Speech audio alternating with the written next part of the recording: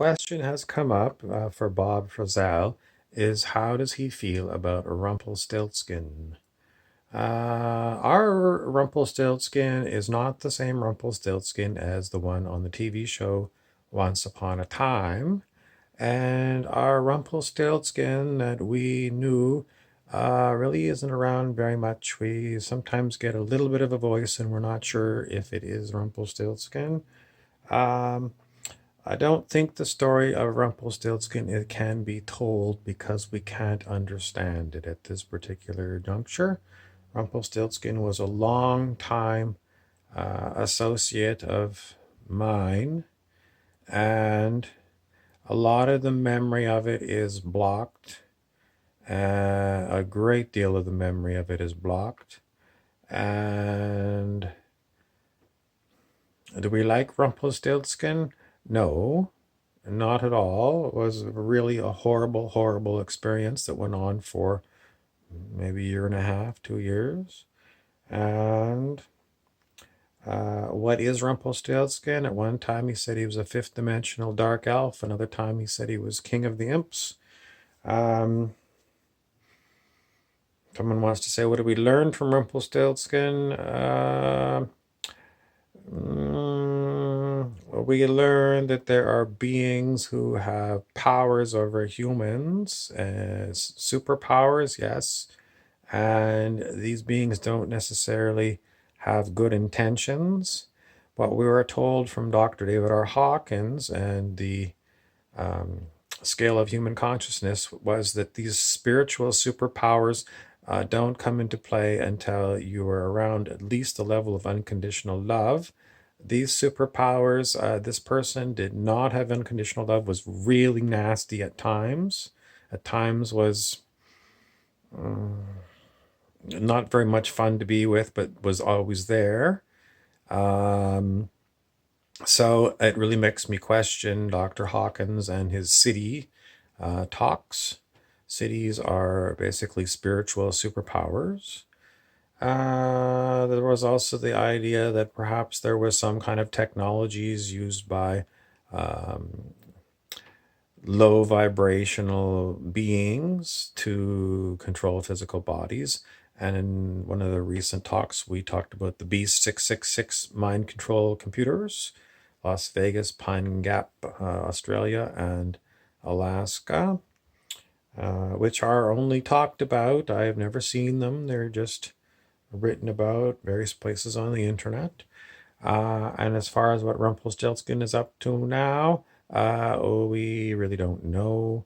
Is he coming back? We sometimes hear a voice that seems to be somewhat the energy pattern of Rumpelstiltskin, but it could be someone taking an old tape of what he was. Did he evolve and change? Possibly. We had no real information about what was going on with the personality of the Rumpelstiltskin we knew. We still don't understand why he came, why he was so horribly mean, and we classify that being as a demonic being, at least when he was here for the most part.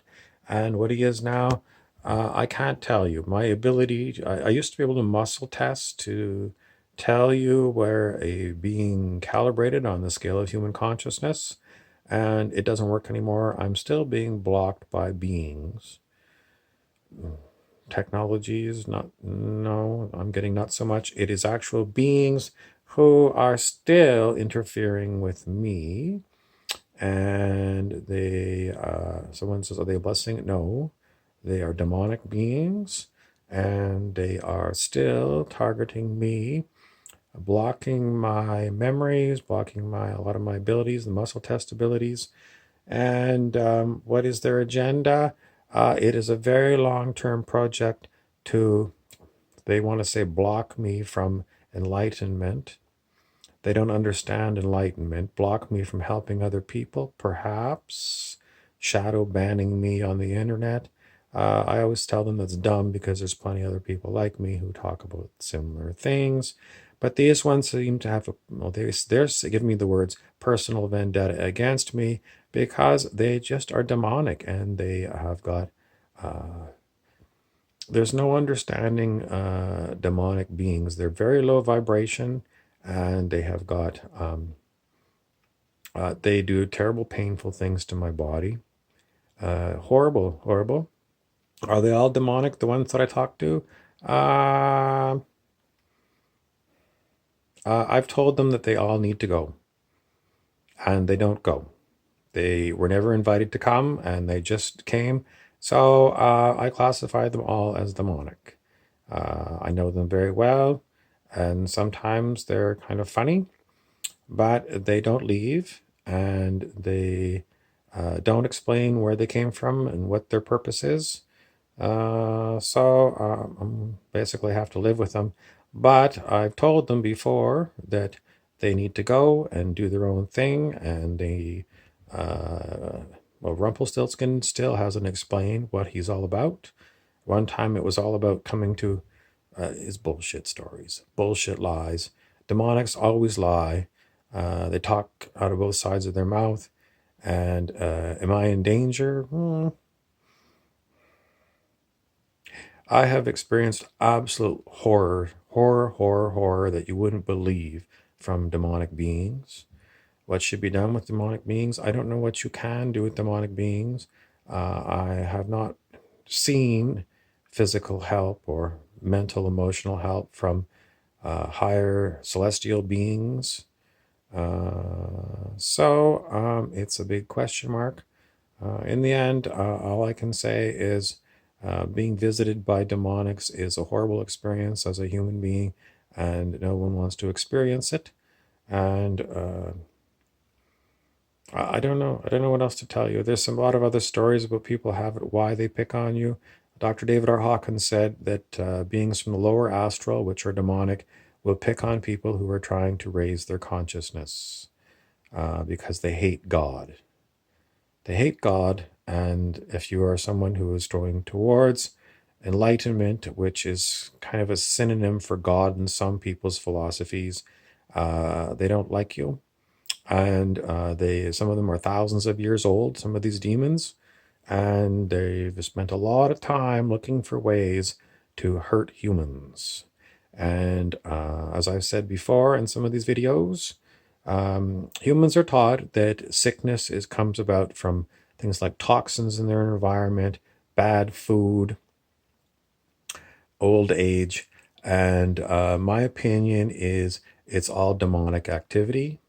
Everything to do with disease in the human sphere is demonically inclined, caused by demons. Is there anything physical that happens? No.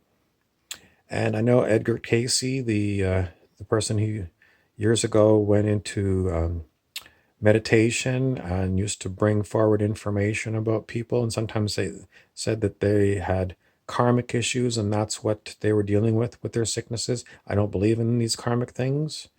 It's all demonic. How much demonic is on the planet? When David R. Hawkins was still alive, he muscle tested and he said 85% of humans calibrated below 200 on the scale of consciousness. In other words, 85% of humans are demonic. Now, that's the worldwide. And in the United States, he said, like 2004, 55% of Americans are calibrating under 200, in other words, are demonic. So, and very few people at that time calibrated, very, very few people calibrated even above 500 in the field of love.